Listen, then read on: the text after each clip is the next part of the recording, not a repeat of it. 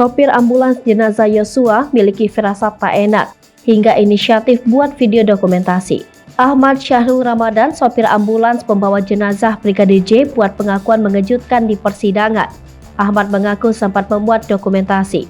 Ternyata, pembuatan dokumentasi yang dilakukan Ahmad bukan tanpa alasan.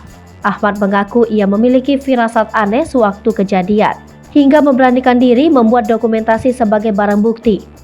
Kepada jaksa, Ahmad mengaku baru sekali itu dirinya membuat rekaman sebagai dokumentasi. Lantaran sejak ia datang sudah banyak kecurigaan, mulai dari banyak kamera saat polisi lakukan olah TKP hingga kematian tak wajar Brigadir J.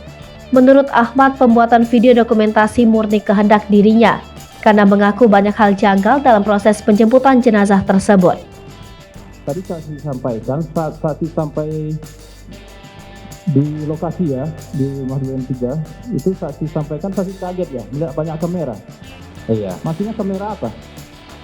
waktu saya baru masuk ada pintu, itu sudah lagi ramai-ramai, ada kamera juga, lagi olah TKP.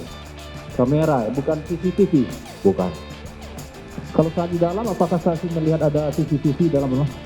kurang lihat. Kurang lihat. Iya, Tadi saksi juga menampilkan hasil rekaman saksi ya. iya. Apakah itu memang biasa dilakukan saat saksi bertugas? Atau ada Kalau misalnya yang meminta? ada firasat-firasat yang aneh, baru saya buat dokumen saya. Jadi bagaimana? Berkali ini saksi buat itu ada rekaman. Iya, Apa ada yang meminta saksi untuk merekam? tidak sama sekali. Tidak ada ya. Tidak sama sekali.